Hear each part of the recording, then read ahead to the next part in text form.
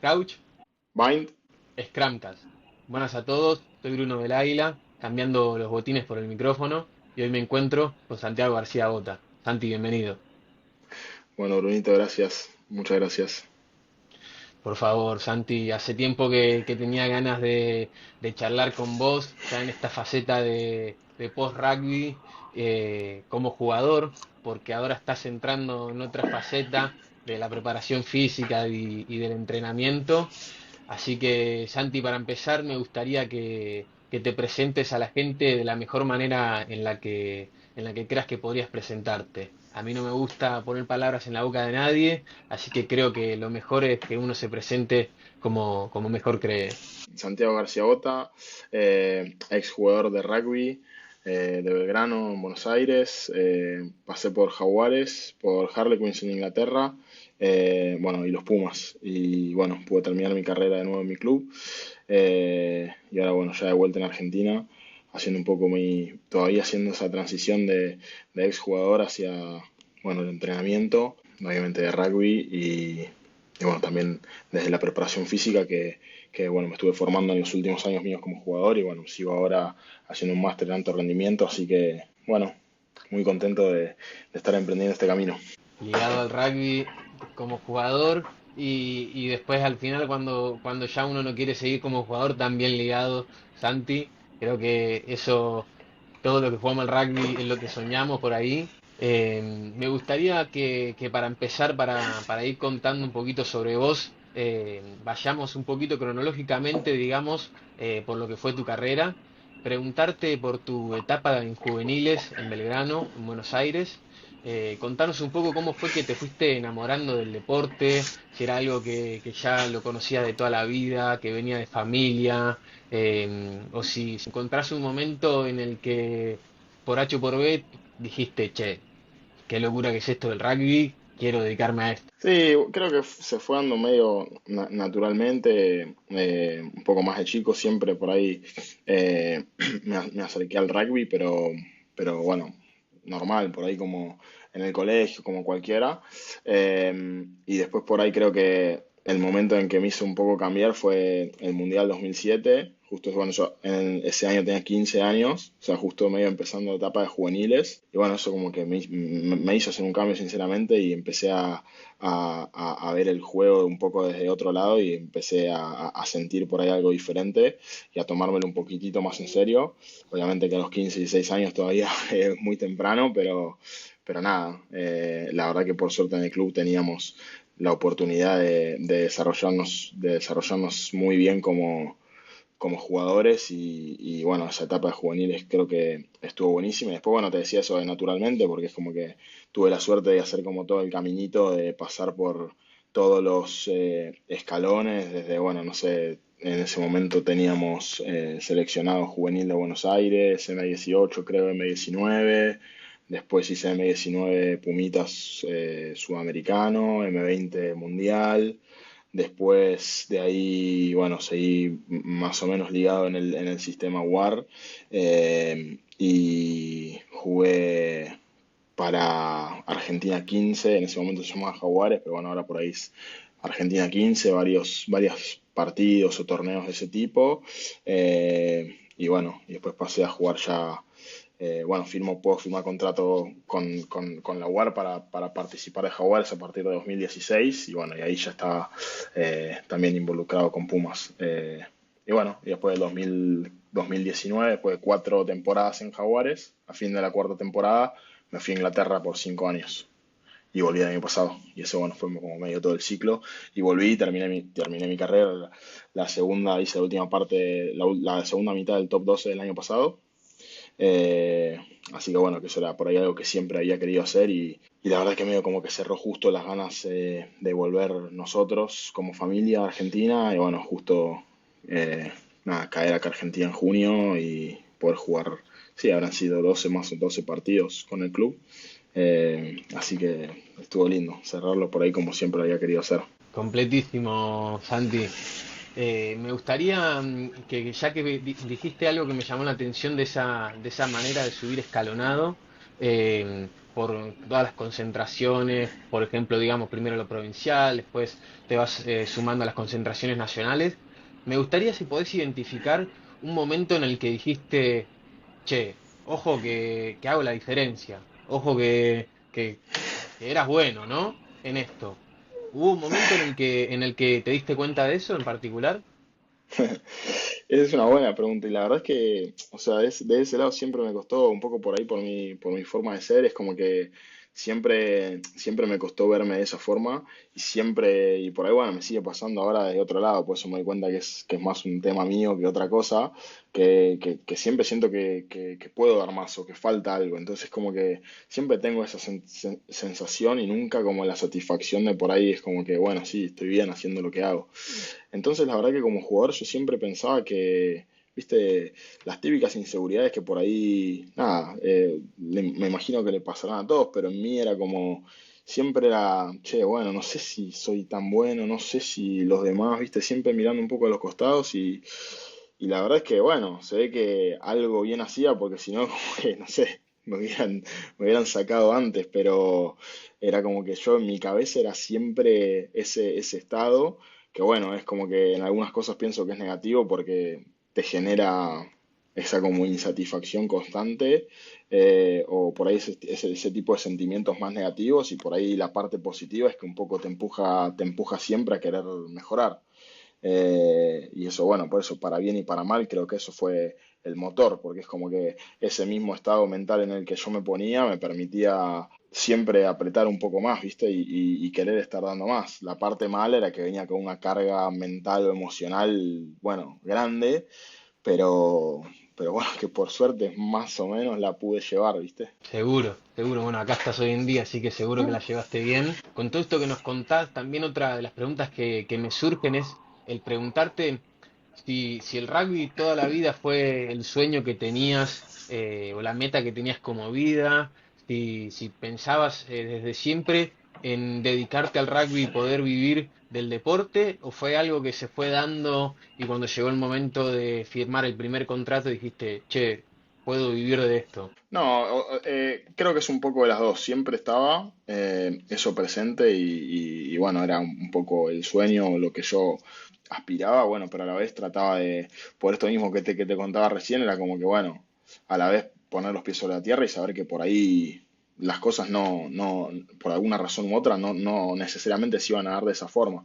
Entonces, o sea, yo en el mientras tanto medio como que seguía con mi vida, iba a la facultad, bueno, en ese momento estudiaba Derecho, llegué a hacer casi media carrera y era como que, bueno, estaba ahí como que todavía viendo si podía dar un salto a pasar a ser un jugador profesional o por ahí ser un jugador más que, bueno, tuvo alguna experiencia en algún seleccionado, pero después, nada, vida normal de club, trabajo, estudio, etcétera. Entonces como que tenía esa puerta abierta hasta que, bueno, de repente aparece un poco esta posibilidad de firmar el primer contrato con la UAR y ahí, bueno, la parte académica medio como que quedó en stand-by porque pasé a ser jugador de rugby full time, así que por algunos años la abandoné y ahí, bueno, ahí pasé a la parte de ser profesional. O sea, para responder tu pregunta era como que me quedé hasta el último momento tratando de tener los dos caminos abiertos, pues no sabía si uno iba a ir y si yo quería estar preparado, así que por ahí, nada, puede pasar, ¿viste? Hay un montón de jugadores que quedan en el medio, entonces digo, bueno, no quiero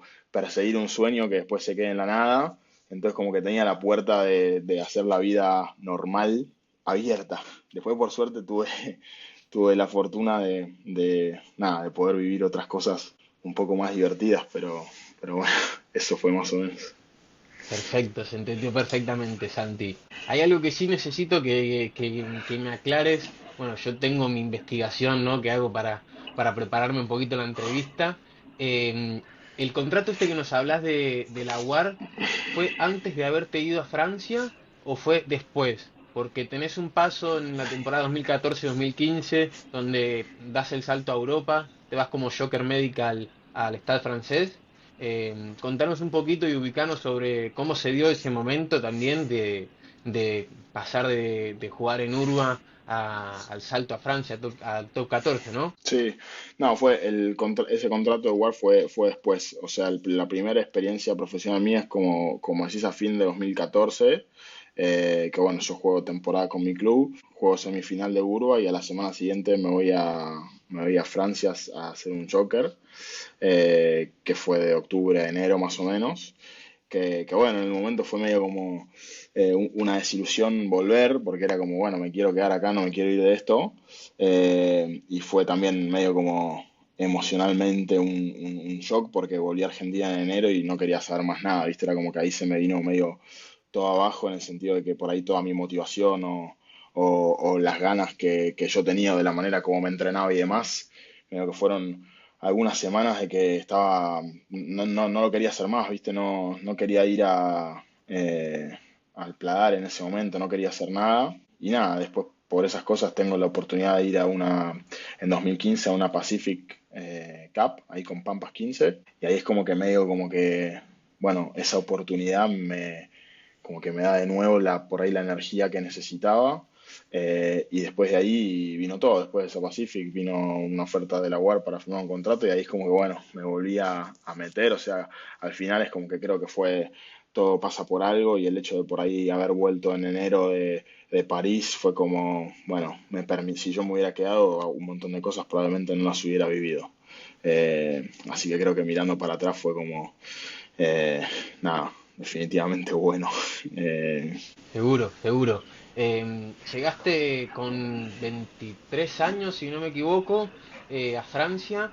Preguntarte por esos meses por ahí de no, bueno, no sé si hablabas francés o si se comunicaban en inglés, pero contanos un poquito cómo se fue todo, cómo se fue dando todo ese proceso y bueno, como vos decís, pasar por ahí habiendo estado en las concentraciones nacionales y todo, habiendo visto lo que es el alto rendimiento, pero pasar de la urba, de estar jugando el top 12 al top 14 sin escala. ¿Cómo fue todo eso? No, sí, fue una locura. Tenía 22 años 22. y fue una locura. Sinceramente era como, nada, yo quedé como medio impactado para bien de nada, haber desembarcado ahí, de por ahí estar viviendo lo que yo quería vivir, ¿viste? Es como que, bueno, mucho detalle, mucho todo, ¿viste? Súper profesional, como es el profesionalismo, digamos, pero era algo que yo no conocía de esa forma. La verdad es que fue un salto grande, me costó, sinceramente, para serte sincero, no fue fácil, un poco por la edad que tenía, seguramente mi madurez y un poco también la exposición a ese tipo de nivel fue como medio un shock, así que en algunas cosas no fue tan fácil, pero bueno, a la vez fue una experiencia buenísima y en lo personal también me hizo crecer mucho porque, nada, era muy chico y fueron 3 meses, viste, en Europa viviendo algo que, bueno, después pude vivir, pero fue como la primera impresión del profesionalismo, así que nada, una linda experiencia. Y con lo que me decías del idioma, no hablaba nada de francés, había aprendido un poco en el colegio, pero muy poco. Hay otro argentino de mi camada que yo ya conocía, Juan Cruz Guillemain, que estuvo ahí varios años. Y nada, la verdad que me dio una mano enorme. Y bueno, el entrenador Gonza Quesada también, que bueno, él también fue el que me da la oportunidad de ir y también me dio una mano enorme todas esas semanas que estuve ahí. Claro, claro. Bueno, estabas acompañado para vivir ese momento. Sí, Santi, después en 2015, como dijiste, te toca jugar la Pacific Cup y también pasa, bueno, la gran historia esa del Mundial 2015 en la que ingresás para jugar el tercer puesto. Contanos un poquito esa historia, o sea, a mí me encanta, me parece de esas cosas que el destino te pone adelante y que son esas historias que uno no se puede creer del rugby profesional. eh, Bueno, contarle a la gente eso, que vos estabas en Argentina y a mitad del mundial te llega el llamado porque se lesiona el Toro Ayerza de que te tenés que ir. ¿Cómo fue? ¿Cómo lo viviste todo eso vos? sí, sí, es una historia que sí, siempre me preguntan porque es medio de no creer. Pero sí, nada, yo estaba en Argentina, obviamente ahí estaba un poco con el equipo, no había viajado al Champions, no había hecho nada de eso, pero sí entrenando al equipo cuando estaba acá en Argentina. Y para el último partido antes del Mundial contra Sudáfrica en Vélez, ahí fue mi debut en los Pumas, también pasa algo parecido, que me parece que era el Toro, pero no me acuerdo. Estaba, viste, medio con una molestia y obviamente no era para arriesgarlo antes del Mundial. bueno, me llaman a mí y voy al banco en ese partido, pero bueno, después el equipo se va al mundial, todo perfecto. Yo sigo acá con mi vida jugando en el club mientras se juega el mundial y estaba de reserva. Yo no sabía que estaba de reserva. Era como que bueno, capaz que sí, capaz que no. O sea, yo sabía que estaba dando vueltas por ahí, pero no sabía si era yo el reserva, ¿viste? Y nada, bueno, juego semifinal con mi club, de hecho, y me sacan dos amarillas. Porque bueno, me sacan una amarilla y ya está el partido perdido, quedaban 5 minutos. Y está mal lo que hizo, obviamente, pero bueno, como que le sigo hablando al referee, pues yo sabía que ya con la amarilla ya no volvía a entrar, ¿viste? Era lo mismo que me saque amarilla, roja, cualquier cosa. Entonces como que lo sigo cuestionando y me saca roja o amarillo, doble amarillo, ¿viste?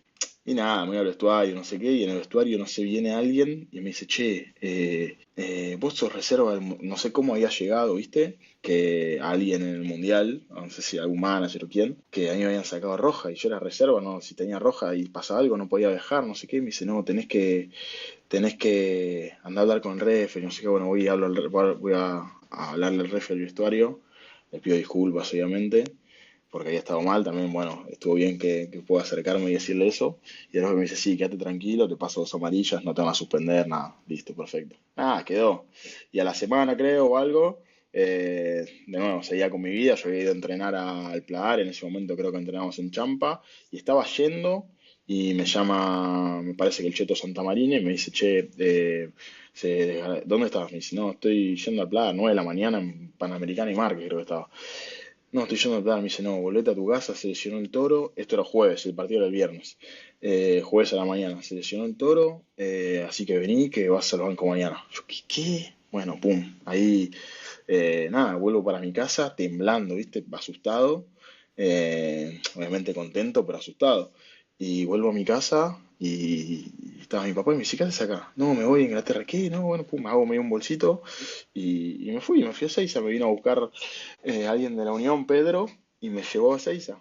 Y me subí en Tremendo. avión y llegué el viernes a la mañana, fui al banco, y de nuevo, esto lo digo, ¿viste? Después en el momento era como que no lo pude, no lo vi tanto de esa forma, pero después mirando para atrás, para el entrenador, a veces es difícil poner a un jugador que está en el banco en un partido, y la realidad es que por ahí lo más fácil para los entrenadores era que yo me quede en el banco, ¿entendés? No cambiaba nada, y después habiendo estado con muchos otros entrenadores que por ahí humanamente no les importa nada el jugador, ahí la verdad es que el staff en ese momento tuvo la delicadeza de regalarme unos minutos en ese partido. Así que nada, coroné una linda anécdota, la verdad. Tremendo, la verdad es de las mejores anécdotas, ¿eh? Sí, se hizo medio larga esta para Reel, pero bueno, sí, está linda.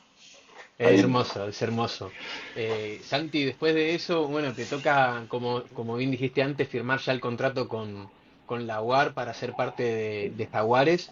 Preguntarte un poco cómo viviste ese cambio a nivel personal. El ya formar parte de un equipo profesional durante los 3 años que, si no me equivoco, estuviste con Jaguares antes de mudarte a Inglaterra. Contanos un poquito cómo fue eso. Al final la suerte de estar en la franquicia argentina te permitía estar tiempo en casa, tener los viajes afuera, pero me gustaría preguntarte en cuanto a lo personal, cómo viviste ese cambio de nivel, ese cambio de exigencia y bueno, esos golpes que se tenían que pegar en el Super Rugby cada fin de semana. Sí, no, fue por ahí un salto grande un poco en cuanto a la preparación. Si bien, o sea, yo personalmente, nada, como te decía, el año anterior ya había estado un poco con los Pumas, como que no era como que medio un híbrido, ¿viste? Pero a la vez ya venía entrenando hace años en el Pladar, lo que sería ahora academia, entonces era como medio un sistema en el que estás metido, no es que, viste, como que caes como un paracaidista en eso, lo que sí era como eso, el paso a hacerlo full time, el paso a no tener que por ahí volver, comer algo en mi casa, irme a la facultad y después ir al club, sino era, bueno, llegamos a la mañana, hacer ahí todo lo que hay que hacer, entrenás y después a las 4 o 5 de la tarde vuelvo a mi casa y no salgo más. Y ahí por ahí creo que está la gran diferencia. que es bueno, donde entra por ahí la pata de descanso, que por ahí un poco el jugador amateur o el jugador medio híbrido que está medio haciendo esa transición entre amateurismo y profesionalismo un poco no tiene, ¿viste? Así que creo que por ahí desde ese lado lo mejor, como que pasar a ser full time rugby, te permite un poco dar el salto en también cómo estás físicamente. Y después nada, sí, la demanda del juego completamente distinta, o sea, pasar a jugar en mi club, en Torneo de la Urba, a pasar a jugar Super Rugby es una cosa completamente diferente. Eh, si bien es el mismo juego, y por ahí nada, sí me llevó un poco también a acostumbrarme a eso. Pero después nada, es por ahí pasan algunas semanas y de repente es como si lo venís haciendo siempre. Y en verdad es como que uno se va acostumbrando y después de la misma forma volvés a tu club y es como que de repente te acostumbras un poco a lo que tenés al lado, siempre, para arriba y para abajo, digamos. Antes también habías mencionado, Santi, la salud mental y lo que afecta al jugador de rugby. Ahora también creo que en esta respuesta la incluí bastante en el tema de los cambios de exigencia. Me gustaría preguntarte cuánta importancia crees que tiene la salud mental en el deportista y el apoyo psicológico que tiene que tener el jugador de alto rendimiento. Ahí se van poniendo buenas las preguntas, ¿eh? Y bueno, estoy Eh, preparado, ¿no? Che, no, o sea, creo que fundamental, o sea, me parece que es como que por ahí podemos hablar como en dos áreas, un poco la parte de como de la preparación mental hacia el rendimiento, que nada, por ahí es más personal, viste, algunos jugadores está creciendo, me parece, en el alto rendimiento hace muchos años ya y está cada vez más instalado que obviamente aparte de la preparación física, la preparación mental es importante para competir, especialmente en un contexto de alta presión. Pero bueno, por ahí hay jugadores que eso también les gusta hacerlo individualmente y no que venga alguien a decirte, no, bueno, tenés que respirar, tenés que hacer esto, porque cada uno un poco tiene su propia rutina o lo que fuera y me parece que eso hay que respetarlo. Eso por un lado, y después por ahí la otra parte es más del tema de salud mental, que por suerte es algo que cada vez podemos hablar más, pero bueno, que todavía yo pienso que en el rugby argentino o en el deporte en Argentina en general todavía nos falta mucho, ¿viste? Porque es como que es un área que está todavía ahí como, pero que está, pero no está, que tiene un poco de tabú, especialmente en el rugby, que es como que es un juego en el que, nada, es como que es físico, es de ser dominante y el que se muestra débil pierde. Entonces, ¿cómo en ese contexto vos aceptás que por ahí venga un jugador y te diga que se siente mal o que se siente débil? Si todo el tiempo es como que tratamos de ocultarlo. Entonces me parece que ahí es como que es donde se pone interesante porque adentro de la cancha sí, la debilidad es sinónimo de que te van a pasar por encima. No la quiero mostrar. Por más que yo me sienta así, perfecto, es rugby, lo entendemos. Ahora afuera, ¿eso significa que eso no existe? ¿O que eso lo tapamos? ¿O que si hay un jugador que está mal por alguna razón es un, no sé? Entonces, me parece que ahí, de nuevo, para mí es súper importante y me parece que cada vez estamos yendo hacia un lugar en el que podemos hablar un poco más, aceptar, entender y ayudar por ahí si hace falta, pero todavía nos falta un poco. Un poco por eso, me parece que la propia naturaleza del rugby tiende un poco a tapar todo eso por cómo es el deporte en sí.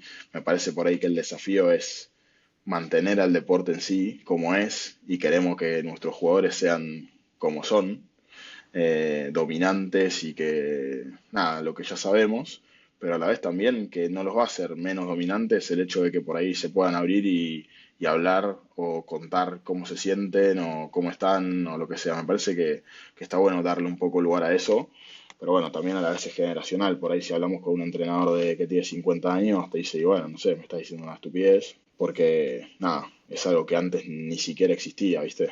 Sí, bueno, concuerdo plenamente con lo que decís, por ahí es un poquito esa diferencia que hay entre la vieja escuela y yo creo que es un poquito la realidad y sobre todo un poco la ciencia que va detrás.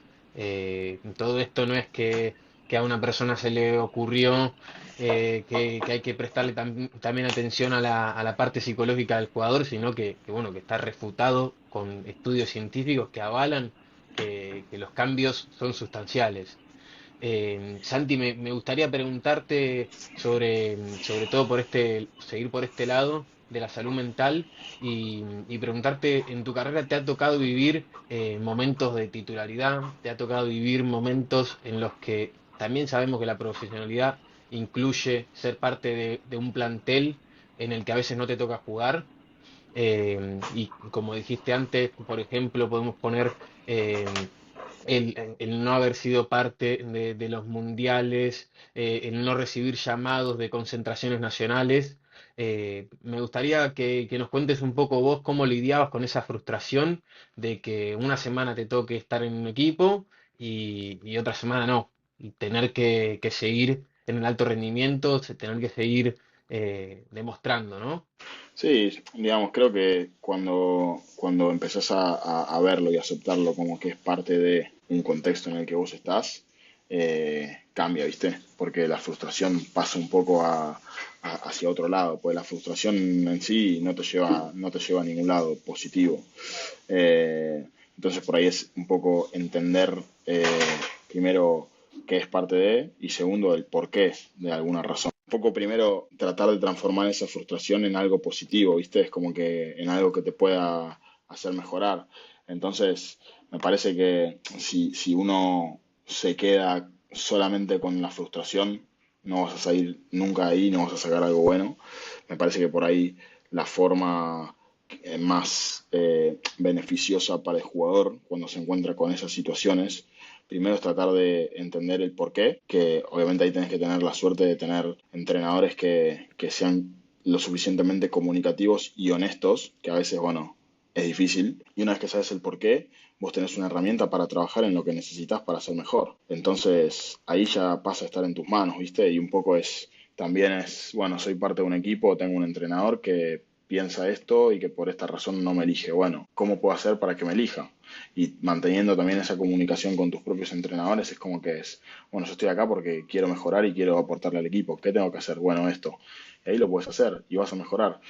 Lo haces y mejorás y capaz que aún así no jugaste. Pero bueno, estás haciendo vos lo que puedes hacer y probablemente seas mejor jugador. Y ya tu momento ya va a llegar. Y las oportunidades siempre te aparecen, ¿viste? Es como que esa es la otra. Si vos ante la frustración reaccionás de la forma negativa y o te apagás o te enculás o como que no seguís trabajando y por ahí te aparece una oportunidad y vos no estabas listo.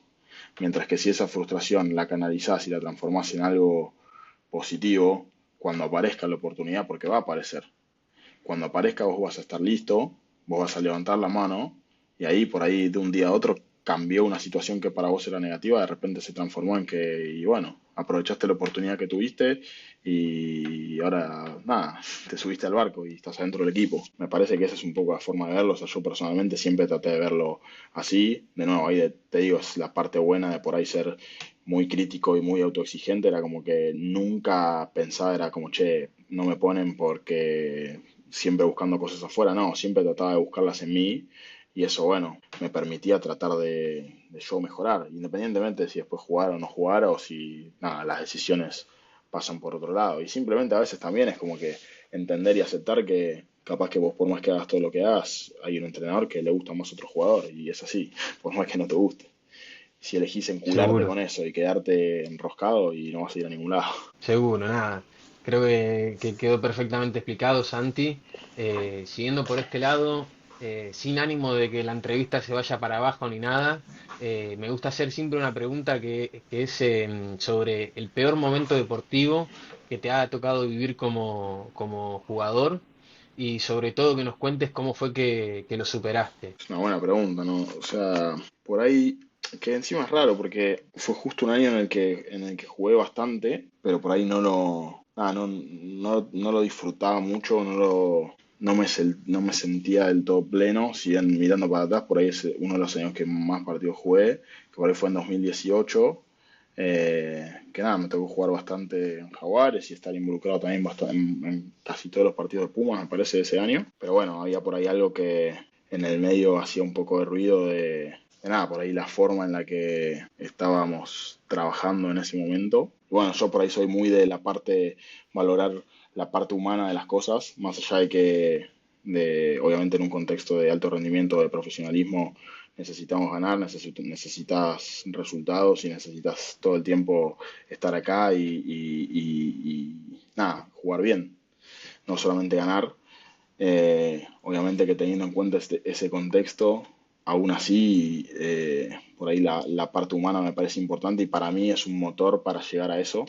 Y bueno, por ahí ese año capaz que nada, no veía que fuera por ese lado y yo personalmente tal vez que me afectaba un poco. Así que por ahí ese fue como el año medio que no disfruté tanto de mi carrera. Como te decía antes, si bien pude jugar un montón. Y después nada, los superé cambiando.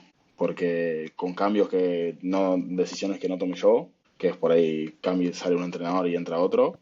Y después por ahí la decisión que sí yo tomé fue después de irme a jugar a otro país. Y ahí cambió y es como que bueno, se relanzó. Te dije todo sin darte un solo nombre, ¿viste?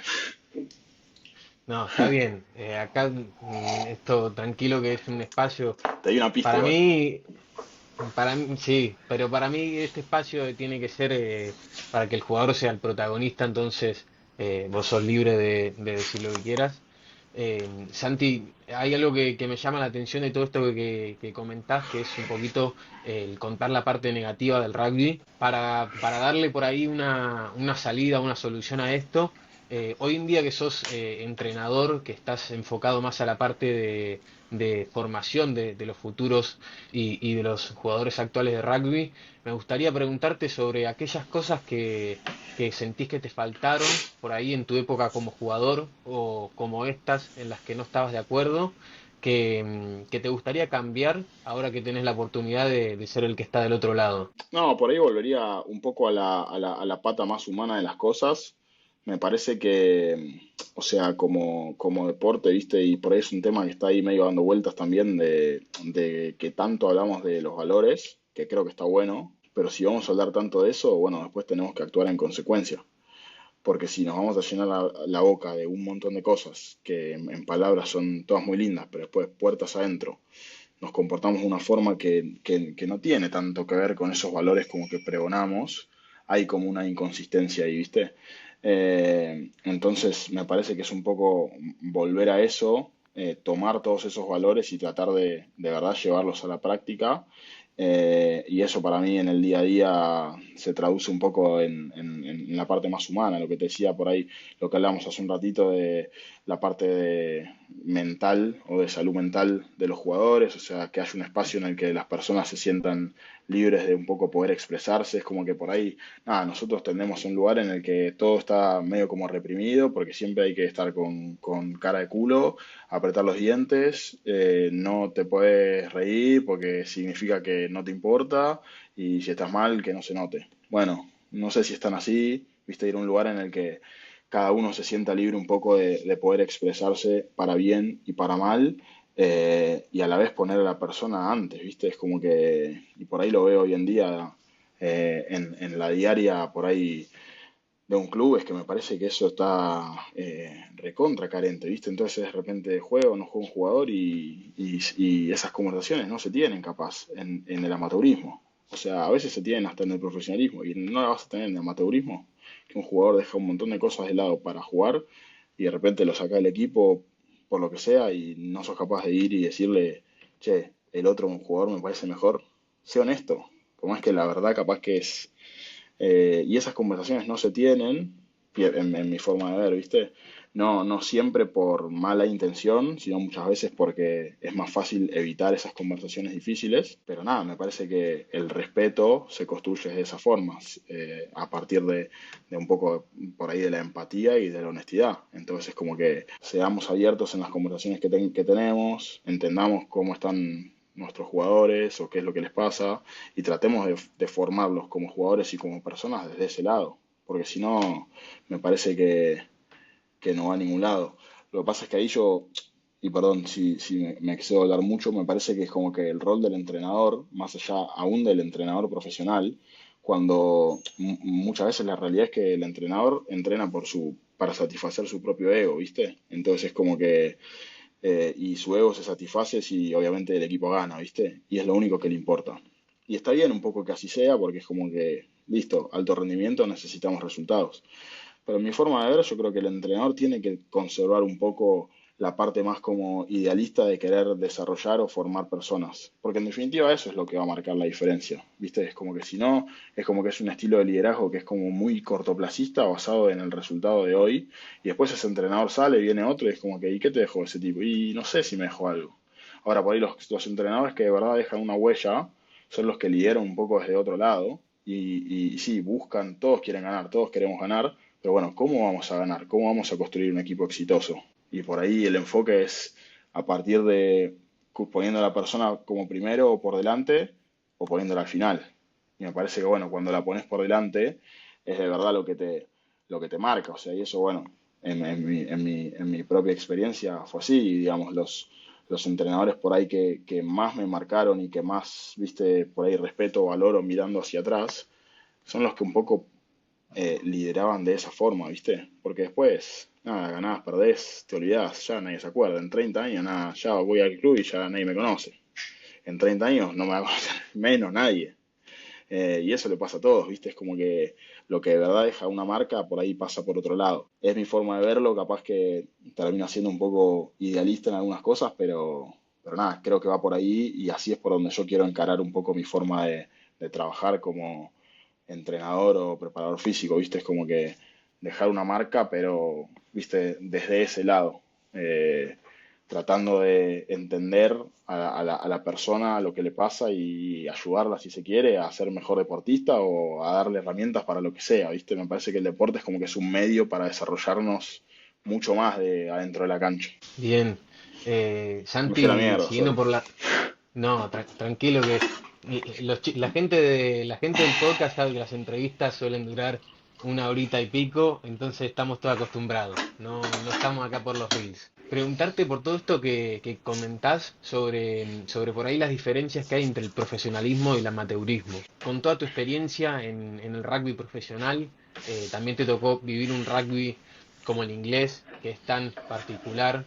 Ya entraremos después en cómo son ellos particularmente y en cómo es el rugby inglés, pero me gustaría que nos cuentes por ahí cosas que crees que el rugby profesional debería volver a tomar del rugby amateur y bueno, cosas que el rugby amateur debería tomar del rugby profesional, que bueno, que sabemos que muchas veces por ahí se imposibilita por tema de tiempos y de la vida de las personas, ¿no? Sí, por ahí del profesionalismo me parece que lo que siempre busca tomar es tratar de volver un poco a la esencia de por qué cada jugador juega, ¿viste? Que es como que el amateurismo es evidente, es solamente por amor al deporte o al equipo o al club al que representás, nada más, porque el jugador solamente entrega, desde entrega, paga su cuota, se compra los botines, se compra todo, o sea, gasta plata por jugar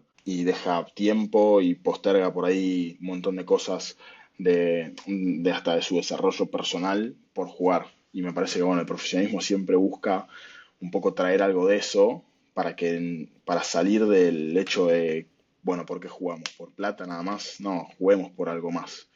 Que bueno, muchas veces se termina buscando por ahí por lo que de verdad resuena en cada uno, que es, no sé, o la familia, o a quién representa y demás. Pero bueno, como que siempre trata de buscar eso, ¿viste? Como volver a rescatar eso como para poder generar algo diferente y no solamente tener un grupo de jugadores que están ahí porque al final del mes cobran dinero por hacerlo, ¿viste?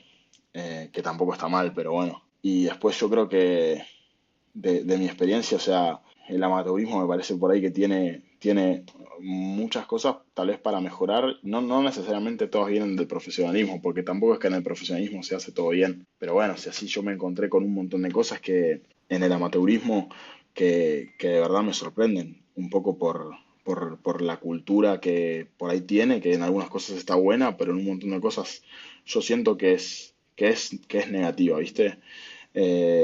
Todavía me parece que sigue siendo un ambiente cerrado. Es como que todos los jugadores están medio cortados por la misma tijera y alguien que no encaja en ese modelo, como que el propio sistema lo termina expulsando. Entonces, o sea, el jugador de rugby en Buenos Aires, por ejemplo, son todos iguales. No vas a tener a alguien, un outsider o alguien diferente, porque es como que no, medio que no se lo acepta, ¿viste? Entonces me parece que por ahí tratar de abrirse un poco por un lado y después por otro lado, como que siempre me parece que, y está bueno que así sea, en algún punto, de, viste, poner al club por delante siempre, o al equipo por delante, está buenísimo, y es por ahí un poco lo que caracteriza nuestro deporte, pero por ahí me parece que la contracara de eso es que podés como postergar mucho a las personas que componen a ese mismo equipo, ¿no? Entonces es como que todo termina como quedando medio atrás en pos del equipo. Entonces es como que lo que te decía, viste, de la comunicación con jugadores, entra y sale un jugador, no le decimos nada, no importa, porque bueno, el equipo estaba más adelante. Sí, perfecto, bueno, pero ¿qué te cuesta hablar con un jugador que elige estar acá, da su tiempo y demás? No, bueno, nada, le demandamos a los jugadores un montón, el jugador amateur se le demanda mucho, y ¿qué le damos al jugador amateur? Como pregunta, ¿viste? Es una pregunta que yo me hago, porque a la hora de demandarle al jugador, siempre todos demandamos. Ahora, ¿qué le estamos dando al jugador amateur? Porque el jugador amateur es igual de voluntario que el voluntario que va a dar una mano al club, ¿eh? Pero nada, me parece que eso, por ahí la parte, de nuevo, me enrosco mucho en la respuesta, perdón, pero creo que por Tranquilo. ahí la parte humana me parece que el rugby amateur puede dar un paso adelante ahí. Y si me permitís agregar a lo que dijiste, creo que también todo va muy de la mano de ese cliché para mí que había en la vieja escuela, como nombraste antes, de deshumanizar al jugador y de creer que como vos dijiste, el jugador amateur lo tiene que hacer porque sí. Y a veces no cuesta nada dar una palmadita en la espalda y un agradecimiento, y creo que eso marca la diferencia, seguro, porque es esa pizca de reconocimiento que al jugador lo llena. Para seguir, Santi, por este aspecto personal, me gustaría que entremos ya a tu llegada a Inglaterra, pero que no hablemos todavía de lo deportivo, sino de este aspecto interior que incluye el irse a jugar afuera. Te fuiste a la otra punta del mundo, te fuiste a Inglaterra, donde viviste 5 años, si no me equivoco. Contanos cómo se fue dando todo ese cambio de cultura al mudarte de país y sobre todo cómo afectó a tus relaciones personales, cómo afectó a la relación con tu familia, con tus amigos, el tener que estar lejos y por ahí solo verlos si ellos se iban de vacaciones a Inglaterra o cuando vos te tocaba estar de postemporada y poder volver a Argentina. Sí, sí, es un cambio grande. Es un cambio grande. Bueno, primero, como que bueno, en la parte personal, en esos 5 años viví muchas cosas y muchos cambios. No sé, me casé, tuve 2 hijos en el medio, todo eso estando fuera. Así que bueno, como que la vida un poco cambió, pero sí, por ahí la parte no tan idealizada del estar afuera es que, bueno, cuando querés estar cerca de por ahí las personas que querés, te das cuenta que no estás, cuando un poco por ahí extrañas las cosas, las cosas que te gustan de tu cultura y de tu país, un poco no las tenés, y sobre todo cuando por ahí te toca vivir momentos no tan agradables que son parte de la vida, ¿viste? Y de repente vos estás lejos, se hace un poco difícil, la verdad. Por ahí el gran aprendizaje para mí es entender que no hay un lugar que sea perfecto y es como que todos los lugares siempre te dan y te quitan por algún lado, ¿viste? Entonces es como que, nada, la vida en Argentina por ahí tiene un montón de cosas que cuando estás en Argentina siempre uno tiende a ver las partes negativas y las partes positivas como que las pasas por alto, las das por sentadas, te vas a vivir a otro país y de repente empezás a valorar mucho más las cosas buenas de tu país, ¿viste? Que por ahí cuando estabas ahí no valorabas tanto. Y de repente te das cuenta que te fuiste a un lugar que tampoco es perfecto, que tiene sus problemas y sus cosas, y aparte vos estás solo. Entonces sí, desde ese lado me parece que puede ser muy desafiante, pero a la vez para mí eso fue todo crecimiento porque me hizo, nada, cambiar mi forma de pensar un montón de cosas, mi forma de ser, hacerme fuerte, y a la vez, bueno, como te decía, mis 2 hijos nacieron cuando estábamos en Inglaterra, y nada, para mí, para mi esposa como familia fue como, nada, estar 5 años prácticamente el uno para el otro, solos, ¿viste? Entonces es como que, bueno, sí, extrañábamos un poco por ahí la vida social que en Argentina es tan importante, pero a la vez también esa carencia de vida social activa nos permitía que nuestra vida familiar sea impresionante. Y nada, o sea, para serte sincero, fue algo que por ahí costó en la vuelta, porque era como, sí, estás más tiempo con amigos o viendo gente y demás, que está buenísimo, pero a la vez estamos menos tiempo nosotros juntos en casa. Y eso por ahí nos costó, nos viene costando un poco. Así que nada, y no sé si respondí la pregunta, pero Perfecto, perfecto, Santi. Ahora me gustaría por ahí volver a lo deportivo y preguntarte de nuevo por este lado de haber llegado a la Premiership, a la liga inglesa, y que nos cuentes un poco cómo se vive la profesionalidad en Inglaterra y sobre todo por ahí que nos puedas contar un poquito de lo que incluye ese alto rendimiento, esa relación con jugadores de diferentes culturas, de tener un jefe, entre comillas, que es el entrenador y que vaya cambiando, encontrarte diferentes estilos de entrenadores, entrenadores que te tienen en cuenta y entrenadores que no te tienen tanto en cuenta. Creo que bueno, que hay un montón de cosas para hablar de la profesionalidad, pero bueno, me gustaría que nos cuentes vos las que más te resonaron en la cabeza. sí, por ahí, nada, lo mejor del profesionalismo que yo viví en Inglaterra por ahí es que es, nada, como que busca abarcar todos los detalles, ¿viste? Es como que es muy estructurado y es muy detallista. Entonces es como que, sí, obviamente teniendo en cuenta los recursos que un equipo de rugby tiene, que por ahí no es lo mismo que un equipo de fútbol o algo así, es más limitado, pero bueno, dentro de esas limitaciones es como, bueno, tratar de que el jugador solo juegue, ¿viste? Entonces es como que desde la preparación física o desde el área médica o desde, bueno, en Harlequins, el equipo que estaba yo, había hasta una persona que era como, se llamaba, era como un manager de bienestar deportivo, ¿viste? Era como un poco todo lo extra deportivo, un poco pasaba por él y por ahí no éramos muchos extranjeros, pero especialmente para los extranjeros lo necesitábamos un montón porque era como, bueno, o sea, te estás mudando de país, necesito abrir, no sé, mi cuenta en el banco, necesito alquilarme una casa, y era bueno, este tipo me ayudaba a mí con eso, ¿viste? Y es como que un poco es un nexo o un puente en el que vos estás transitando. Y después, desde la parte del funcionamiento en sí, desde lo deportivo, bueno, lo que te decía, la parte cómo trabaja cada área, desde bueno, la preparación física o ciencia del deporte o el área médica, todas trabajando coordinadamente, cómo se comunican todas esas áreas, cómo acceden al gran caudal de información que tienen, cómo se visualiza esa información. Me parece que desde ese lado está buenísimo y yo, bueno, personalmente aprendí un montón y un poco me llevó a tratar a querer formarme después, bueno, en la preparación física y en el alto rendimiento. Un poco mucho de lo que vi y lo que aprendí, que me parece que está buenísimo. Si querés, después profundizamos más en eso. Pero, y después con otra parte, la parte de entrenadores, sí, yo tuve tres entrenadores diferentes y un momento en el que no había entrenador, que fue justo cuando ganamos la liga, la Premiership. Justo, bueno, el primer entrenador que a mí me lleva al equipo, estuve una temporada y media de la otra, en el medio de la pandemia, y en enero al tipo lo sacan. Lo sacan porque ahora es head coach en el Stade francés.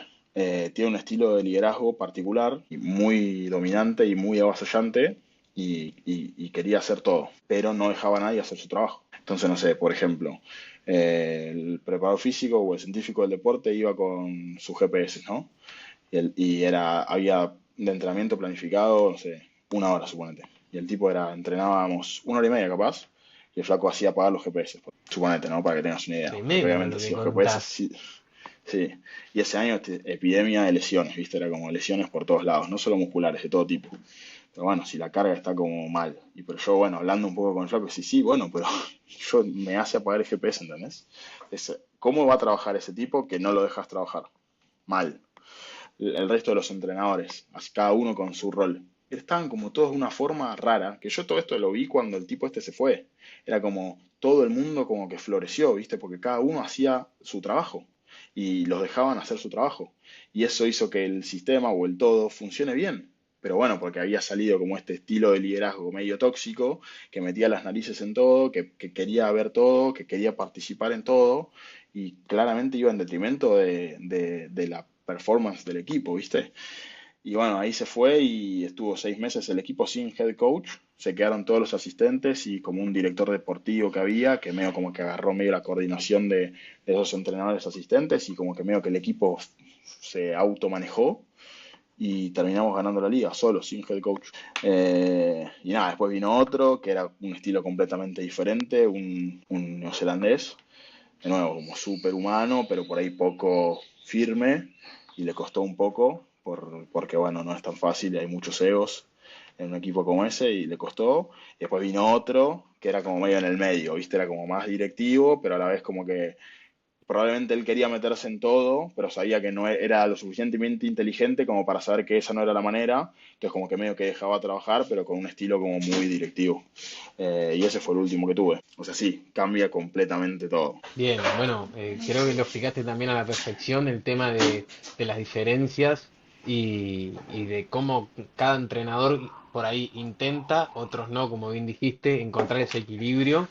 Me gustaría incidir un momento en ese momento en el que te toca, bueno, le toca al equipo autogestionarse para terminar ganando la Premiership.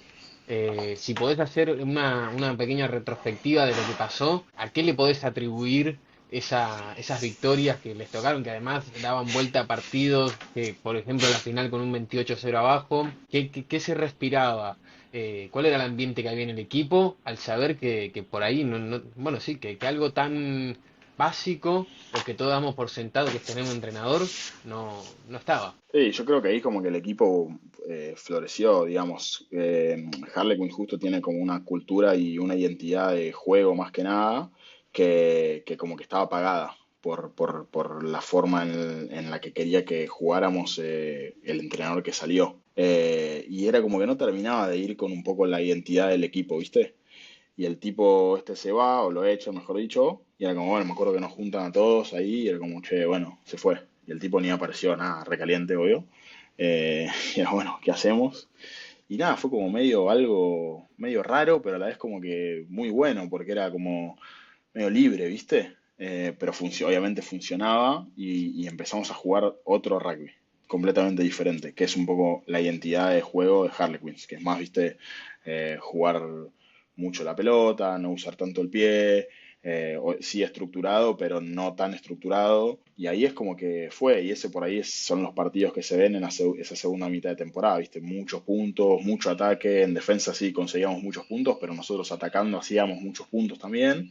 Y era como que, bueno, eso mismo hizo que ganáramos, como que era esa un poco la identidad de un equipo, de un club que estaba como medio tapada o apagada, porque nada, el entrenador anterior había como querido forzar algo nuevo que no terminaba de ir, ¿viste? O sea, venía de Saracens, ponele, para tu idea, es como que Saracens y Harlequins completamente opuestos, y Saracens, viste, un juego súper estructurado, mucho, muy territorial, mucho uso del pie, viste, cajones, patada del 9 presionar, defender, y así como que ir sometiendo, y era como que eso lo había querido traer a Harlequins, viste, y nunca terminó de funcionar.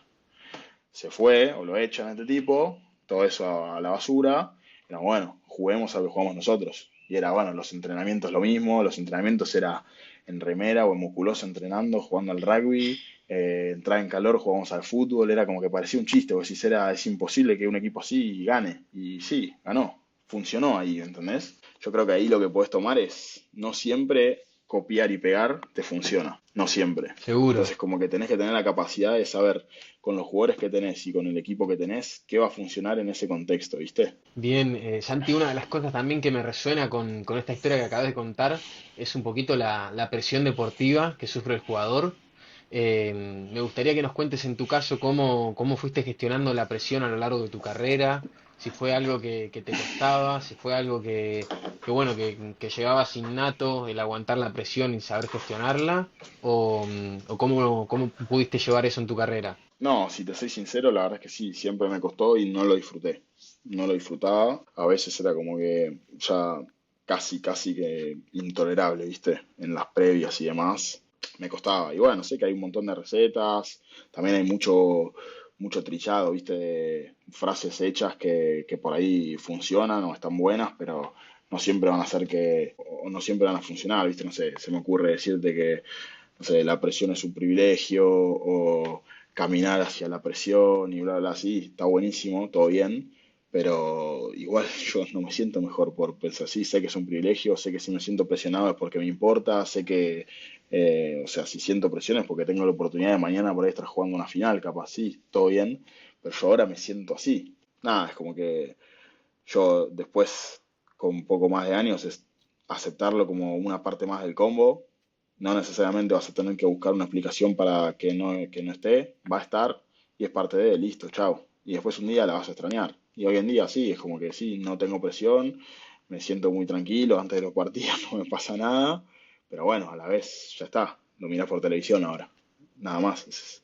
Entonces es como que no es bueno ni es malo, es, pero sí, personalmente me costaba mucho, la verdad. Bien, bueno, creo que, por ejemplo, esas típicas frases cliché, bueno, resuenan mucho, de hecho, la de que la presión es un privilegio, me la han comentado muchísimas veces, así que me encantó que la haya mencionado. Me gustaría, Santi, que antes, lo estábamos hablando antes de empezar la entrevista, sobre todo ese tema que existe sobre que el rugby profesional por ahí es un mundo de rosas, es un mundo idealizado que creo que se tiene. Preguntarte por ahí, por ese lado B que tiene el rugby, preguntarte por esos aspectos negativos que tiene, que no se ven desde afuera, y por ahí que se lo podamos explicar, que se lo puedas explicar a la gente de una manera para que se puedan poner en la piel de lo que es ser jugador profesional y tener todas las exigencias que tiene y saber entender que no es todo perfecto, ¿no? No, sí, sí, desde ya es un poco, como decís vos, no es perfecto. La verdad que me parece que es, bueno, había un jugador, un australiano que yo compartí en Harlequins que siempre decía que es el mejor trabajo del mundo, ¿viste? Cuando de repente la moral estaba medio baja, venía este siempre alegre y activo y decía es el mejor trabajo del mundo. Y sí, si lo pensás de esa forma lo es, o sea, te pagan a todos les están pagando por hacer lo que les gusta, estás más o menos salvo que estés en un equipo tóxico, estás con gente buena, hasta capaz que haces amigos, no sé, te entrenás, jugás, es divertido. Mucha gente paga por hacer lo que a vos te están pagando y muchas veces te están pagando muy bien por hacerlo. Con lo cual pero bueno, por ahí la contracara es que el rugby profesional, primero que es un negocio, eso para empezar, que ese mismo negocio sostiene que a vos te puedan pagar. Entonces como que somos todos parte de. Entonces tampoco me parece que suma que el jugador esté solamente como criticando eso, porque es como, bueno, ese mismo negocio a la vez es el que hace que te entre tu plata. Entonces es como que sos parte de. Pero obviamente dicho eso, creo que a veces el jugador es solamente es como que es la punta de la lanza para un sistema que obviamente busca generar ingresos a costa de eso, pero bueno, a veces capaz que es un abuso, entonces de repente tenés, no sé, un calendario recontra extenso que hace que la carga de partidos en los jugadores sea altísima, eso significa que el jugador tenga más riesgo de lesionarse, que a veces se lesiona y son lesiones que cortan la carrera y cortar la carrera por ahí para un jugador es cortarle la fuente de trabajo y no tiene otra cosa que hacer. Después la parte un poco de la salud a largo plazo, que bueno, hoy en día también está cada vez más sobre la mesa el hecho de la influencia de conmociones cerebrales y demás golpes en la cabeza en el largo plazo en la salud de un jugador. Y todo eso muchas veces hay jugadores que obviamente sí les va muy bien y ganan mucho dinero, en el profesionalismo hablando obviamente, pero la gran mayoría probablemente no gane tanto dinero por hacer todo eso y probablemente el día que deja de jugar, si no se preparó medianamente bien para ese momento, sufra mucho, porque es como que de un día para otro perdés todo, porque no tenés más trabajo, toda tu experiencia como jugador, si fuiste un jugador más o menos que, nada, no sobresaliste demasiado, lo que sea, es como que nadie te va a conocer y vos pensás que por ahí no, bueno, mi experiencia en el deporte se puede trasladar a las empresas, sí, todo bien, pero vas a salir a competir en un mercado con gente que viene desarrollándose profesionalmente mientras vos te pagaban por jugar y a las 3 de la tarde estabas jugando por ahí a la PlayStation en tu casa. Entonces por ahí, esa es la parte por ahí más negativa, pero bueno, o sea, yo creo que por ahí hablar del tema y ponerlo sobre la mesa permite que los jugadores, o sea, tomen un poco más de conciencia de eso y se preparen un poco más para cuando llegue ese momento, que es por ahí el retiro del jugador. Entonces de repente le va a llegar a todos, bueno, prepárate, que no te tomen por sorpresa, porque va a ser difícil, por más que estés preparado va a ser difícil, pero más preparado estás, mejor va a ser ese proceso, digamos. Así que nada, creo que va por ahí. No, yo no quiero caer, viste, en la crítica todo el tiempo al sistema, porque como te decía, es como que el jugador es parte de ese mismo sistema. Pero sí me parece que, nada, tenemos que ir o el rugby debería ir a un lugar en el que los jugadores se sienten sobre la mesa a la hora de tomar decisiones sobre, no sé, calendario, fechas, máximo de partidos, etcétera, porque en definitiva es el que pone el cuerpo para que todo ese circo se sostenga. Pero nada, creo que de a poco un poco va hacia ese lado, pero bueno, como decías, no es perfecto. Seguro, eso creo que lo sabemos todos, Santi. Por ahí algo que también incluye al jugador y que no llegamos a hablar todavía es el aspecto económico que afecta muchísimo, evidentemente, al jugador. Es otro de los temas tabú por ahí que tenemos en nuestro rugby, muchas veces porque también el argentino de por sí no le gusta comentar sobre el tema de sueldos y salarios. Pero me gustaría preguntarte, Santi, sobre la remuneración que hay en el rugby profesional. Si nos podés contar o dar algunas pinceladas de cómo vive el jugador de rugby. Si puede llegar a tener una vida holgada, por así decir, post-rugby, si tiene que prepararse, si tienen formación sobre cómo prepararse para el post-rugby en los clubes. ¿Cómo se vive todo el tema económico del jugador profesional? Sí, yo creo que ahí vos tenés un abanico enorme. Entonces, de repente, de un lado vas a tener por ahí, nada, jugadores que un poco, obviamente por mérito propio de su calidad como jugadores, obviamente van a tener una remuneración que va a ir de la mano con eso. Y esa remuneración sostenida en el tiempo nada, permite que ese jugador pueda armarse de una manera diferente. Después en el medio tenés un montón de otros jugadores que probablemente, nada, van a jugar en otras ligas o en otros clubes o con otro tipo de contratos. Y esos jugadores van a tener un salario como si por ahí trabajaran de otra cosa, ni más ni menos. Nada más que ese salario en vez de ir creciendo, como la carrera de cualquier otro tipo de trabajo, va decreciendo. O por lo menos o crece hasta un punto y ahí se cae. Entonces, como que ahí es donde yo decía de que el jugador tiene que prepararse para ese momento, ¿viste? Porque es como que, no sé, por ahí tenés 25 años y ganás más o menos bien, o te vas a vivir afuera y tenés una casa y tenés un auto y podés viajar y haces esto, haces lo otro y de repente tenés 35 años, te retiraste y sí, bueno, ganaste un poco de plata, te compraste tu casa, listo, perfecto, buenísimo. Y ahora todos los meses, ¿cómo vas a vivir? Si vos no te preparás para ese momento. Se acaba, ¿viste? No es ni remotamente cercano a por ahí lo que puede pasar con otro deporte. De nuevo, hay jugadores que sí, no te quiero decir tienen la suerte porque no es suerte, es ganado con su propio mérito, preparación y talento. Listo, son probablemente pocos. La gran mayoría después es la vida de un normal, solamente que es como que vos tengas que te forzado a jubilarte a los 35 años, forzado a jubilarte y tenés que hacer otra cosa. Entonces, si no te preparaste bien para eso, es difícil. Ahí yo creo que, de nuevo, cambia mucho, depende del club en el que estés y un poco el recurso que tenga el club. Un club con más recursos puede destinar recursos, valga la redundancia, en tratar de ayudar a que sus jugadores se preparen para eso. Por ejemplo, en Harlequins había una señora que solamente se dedicaba al post-rugby. Entonces agarraba a todos los jugadores y era un poco, bueno, a ver qué te gusta, tal cosa, tal otra, bueno, listo. Es como que te ayudaba o te daba herramientas para que vos te desarrolles un poco en el área que sentías que iba a ir tu vida cuando dejes de jugar, un poco para ayudarte a eso. Pero bueno, era un club que podía destinar recursos a eso. Ahora después, no sé, un jugador argentino se va a jugar a España o a Italia o lo que sea y juega 10 años en Italia o en España y gana más o menos, no tanta plata. Y no va a haber alguien que le esté encima dándole herramientas para que se prepare para esto o para lo otro. Entonces ahí yo creo que es donde por ahí hay que un poco laburarlo y me parece que también al final del día es como que el profesionalismo es algo medianamente reciente en el rugby y me parece que ahora hay más conciencia porque cada vez hay más jugadores que se van retirando y por ahí se han encontrado con situaciones como esas, entonces buscan por ahí, nada, ayudar a los jugadores, ¿viste? Que de repente por ahí 10 15 años atrás eran esos los jugadores que estaban viviendo por primera vez esos retiros.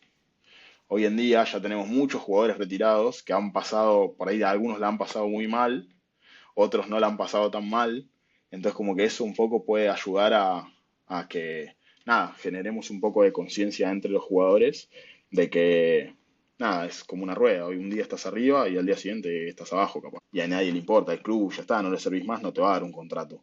Y el club es malo porque te dejó tirado.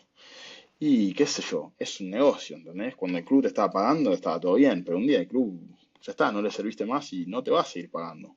Y si vos no te preparaste para eso, ¿de quién es la culpa? ¿Del club? Y sí, puedes quedarte en esa, ¿viste? No, porque el club me dejó. O puedes pensar en, che, ¿y yo cómo me preparé para este momento? Y no hice nada. Volví a mi casa y me ponía a jugar a la Play. O no sé, o iba a tomar café toda la tarde y no hacía nada.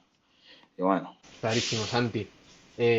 Con todo esto que contás, bueno, quiero que lleguemos ya a tu post-rugby en especial y a la cantidad de emprendimientos que tenés también relacionados con el rugby.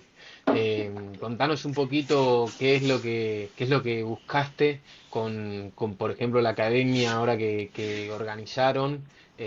Contanos un poco desde dónde nace y por ahí cuál es el objetivo que tienen por ahí recabando todo esto que dijimos en la entrevista, creo, que es tanto el aspecto físico como el aspecto psicológico y todo lo que incluye al jugador, ¿no? sí, ahí, bueno, es un poco como parte del camino de mi transición bueno, de terminar como jugador, pasar a entrenar. Y bueno, como bien decías, uno de los proyectos es We Rugby Academy que estamos lanzando en Buenos Aires. Eh, la idea justamente es darle herramientas a los jugadores para que se puedan preparar de una manera diferente o por ahí dar un escalón más. Muchas veces por ahí la realidad es que muchos clubes tienen la estructura y la capacidad de darle mucho a sus jugadores. Por ahí otros clubes, por esa falta o de recursos o de estructura y demás, y que haya tantos jugadores, se hace difícil, ¿viste? Entonces por ahí un poco el objetivo es venir a ofrecer un lugar de desarrollo integral para un jugador en el que pueda trabajar físicamente o mismo en las destrezas o también en la parte mental, que a veces, como te decía, o sea, por tiempo, recursos o estructura, en los clubes no se puede trabajar de esa forma, no porque el club trabaje mal, sino porque es una cuestión lógica. O sea, si yo tengo 120 jugadores y quiero hacer una sesión de destrezas y tengo dos entrenadores capaz para 120 jugadores, es difícil que sea una sesión de calidad. ¿Y de quién es la culpa? No es de nadie la culpa, es así como son las cosas. Ahora entonces, bueno, si aparece una academia que quiere ofrecerle al jugador que capaz que quiera darle más tiempo a su desarrollo personal o a las destrezas específicas de su puesto o mismo a las destrezas generales del juego y quiera venir a hacerlo con nosotros, ahí es donde estamos nosotros abriendo las puertas para que eso ocurra. Obviamente con el objetivo de, nada, elevar un poco esa vara, ayudar a todos esos jugadores que quieran venir a entrenar con nosotros a mejorar y a potenciarse, entendiendo obviamente que eso en consecuencia va a elevar la vara del rugby argentino en general, porque es como que si yo desde mi lado puedo aportar a que un jugador ya sea un poquito mejor de lo que era, yo ya me siento realizado con eso. Entonces un poco por ahí es eso lo que idealmente buscamos con el lanzamiento de la academia de acá en adelante, bueno, obviamente seguir creciendo y que no sean uno, sino que sean un montón. Perfecto, Santi. Siguiendo toda esta mano de querer ayudar a los jugadores, me gustaría preguntarte por algunos consejos, los que creas más importantes, que le podrías dar a aquellos jugadores que piensan en dedicarse al rugby profesional y a destinarle la vida a este deporte que, bueno, que como hablamos, mucho da y mucho quita también, ¿no? Sí, no, a ver, sin estando lejos por ahí de tener las respuestas a todo, me parece que por ahí el consejo que yo puedo dar es que hay que hacer las cosas a full. Entonces, si uno quiere por ahí dedicarse o prepararse, hay que darlo todo por ese objetivo. Ahora bien, nada, eso significa por ahí dejar cosas de lado y sí, bueno, es parte en pos de, bueno, buscar ese objetivo, prepararse bien físicamente, individualmente y demás, para poder llegar a eso, pero a la vez me parece que nada, una vez que uno por ahí consigue ese objetivo, también es importante, como hablábamos recién, prepararse un poco para lo que sigue y que el rugby no es la vida. Es como que muchas veces cuando en el rugby profesional o el deportista profesional en general comete el error de autopercibirse, porque también el medio lo percibe de esa forma como jugador de rugby. Y uno no es un jugador de rugby, el rugby, tenés la suerte de que sea tu trabajo, es tu trabajo, nada más. Después vos sos mucho más que eso, o sos algo mucho que abarca muchas más cosas que solo el rugby. Y me parece que lo bueno de eso es que te permite tener un poco un enfoque mucho más integral a la vida en general, pero a la vez te prepara mucho mejor para un montón de cosas. Porque el día que a vos te sacan eso o se termina eso por la razón que sea, vos no quedaste vacío. Listo, hay una parte tuya que, bueno, quedó medio ahí, pero vos sos mucho más. Pero bueno, para eso también hay que hacer un trabajo, porque es como, bueno, ¿qué soy aparte de un jugador de rugby? ¿Soy solo eso? ¿Vuelvo a mi casa y no hago más nada? ¿Me pongo el hogar y hago esto y hago lo otro? Sí, buenísimo, perfecto. Pero creo que por ahí tratar de ampliar un poco esos intereses que uno tiene o de hacer otras cosas, o mismo hasta desde prepararse, ya sea estudiar o ya sea, nada, a veces, bueno, si el rugby es tu trabajo, no sé si vas a poder trabajar, pero viste, por ahí involucrarte con otro tipo de experiencias en otro tipo de áreas también te permite como ampliar eso. Y me parece que es algo importante eso. Me gustaría también por ahí entrar un poquito más a lo técnico y Sí. preguntarte por tu posición en específico, algunas mañas que le puedas contar a aquellos pilares que estén jugando actualmente que te funcionaban a vos, que seguro que al sindicato de los pesos pesados le va a gustar. No, no sé si tengo mucho, la verdad, sinceramente. La parte física me parece fundamental. O sea, prepararse bien desde la parte física, nada, desde la fuerza hasta un poco la composición corporal y demás. Me parece que justamente es fundamental. Y a veces por ahí, nada, ahí creo que hay una pata medio flaca tal vez. Que bueno, es un poco lo que quiero tratar de, nada, de meterla full desde el lado del coaching, ¿viste? O sea que no dejar de lado eso, viste el trabajo un poco individual en el gimnasio, de fuerza más que nada, pero también de movilidad y de flexibilidad, que bueno, va a permitir después que se le pueda sacar más jugo a las prácticas en la cancha y con el equipo, que al final del día después es un poco lo que te permite mejorar y a la vez tiene un poco de, a veces necesitas exponerte a ese tipo de situaciones para crecer, ¿viste? Es como que siempre por ahí el pilar joven, nada, le lleva unos cuantos años por ahí seguir desarrollándose y de exposición ante por ahí, nada, capaz, nada, scrums a veces también fuertes, físicos y dominantes, ¿viste? Seguro. Bueno, esto creo que van a estar tomando nota los que sean pilares. Ya para ir cerrando, Santi, me gustaría preguntarte primero por tu mejor recuerdo deportivo, bueno, te ha tocado ganar la Premiership, te tocó también ser parte del plantel campeón de Top 14, te tocó ganar en Argentina, pero ¿cuál es el momento que más aprecio le tenés? No, o sea, creo que es, por ahí sin dudas el mejor recuerdo es el debut en los Pumas en la cancha de Vélez. Me parece que es, bueno, nada, creo que me acuerdo de cada momento de la previa hasta nada, el partido en sí, hasta nada, el himno, todo, ¿viste? Hay otros recuerdos que medio que los tenés ahí medio un poquito más difusos.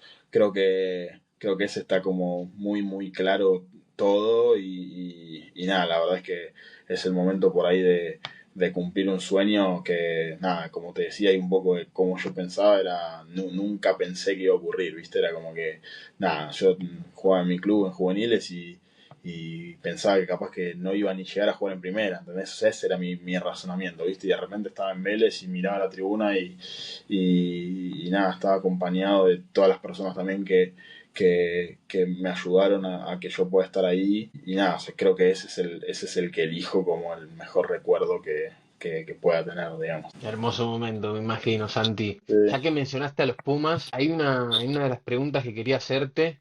En las últimas semanas que estuve entrevistando y hablando con Rodri Bruni, con Facu Bosch, nos contaban sobre que la experiencia en los Pumas tuvo como un cierre negativo, por así decir, por el hecho de que desde su última convocatoria no han vuelto a recibir llamado o ningún contacto por parte del staff de la selección.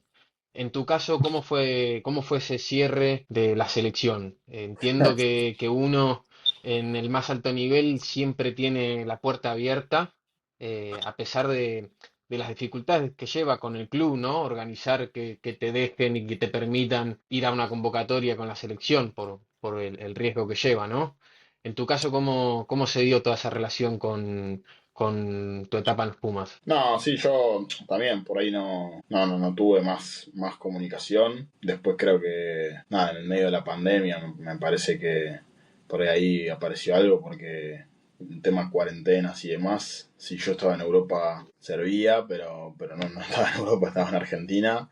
O sea que no tuve comunicación. Yo sinceramente es lo que te digo, no lo tomo como algo necesariamente negativo. Obviamente que sí, estaría bueno capaz que lo que hablábamos, viste, toda la parte humana y demás, que esté presente, y a veces un llamado está, pero bueno, a la vez es como que también del lado de, también ya viviéndolo estando del otro lado, viste, es como que a veces para el entrenador o para el staff es difícil, porque también uno es esclavo de sus palabras, viste, entonces como, bueno, ¿qué llamado tengo? ¿Qué le digo a un jugador que hoy no lo convoco, pero capaz que el mes que viene lo tengo que convocar? Es como que hay un poco de eso, y es lo que te digo, yo no lo tomaría de una forma negativa. Bueno, Santi, creo que repasamos desde tu parte deportiva, desde la parte más emocional y hasta tu post-rugby en esta entrevista. Agradecerte muchísimo por tu tiempo y la predisposición. Me gustaría que ahora sí, para cerrar, tengas de nuevo la palabra y compartas por ahí algún tema que no hayas visto, que hayamos hablado, que te gustaría compartir con la gente, desde el lado de tu experiencia como jugador hasta el lado de hoy en día tu experiencia como entrenador.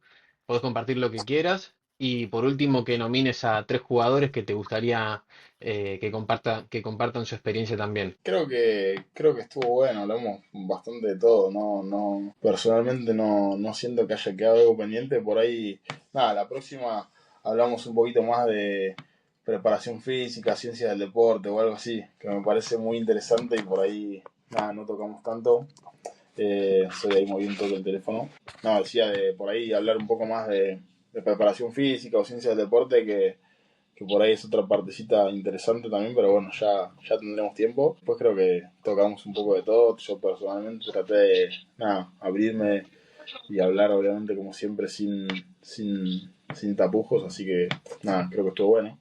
Y después, ¿qué jugadores? Te voy a tratar de ayudar con Marta, me parece que tiene una linda historia para contar, especialmente, bueno, obviamente de su carrera como jugador, pero especialmente después de retirarse.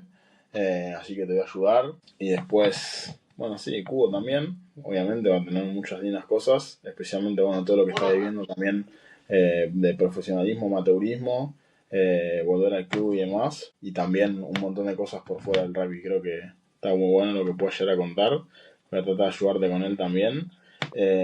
Y después me parece que uno bueno, Mati Alemano, puede meterle a full, así que nada, nominado, así que espero que responda los mensajes. Perfecto, perfecto. Bueno, Santi, de nuevo, agradecerte muchísimo por compartir tus experiencias con nosotros, y agradecerle a todos los que nos están escuchando, que estuvimos ya un ratito largo, así que espero que les haya gustado y nos vemos en el próximo episodio. Adiós.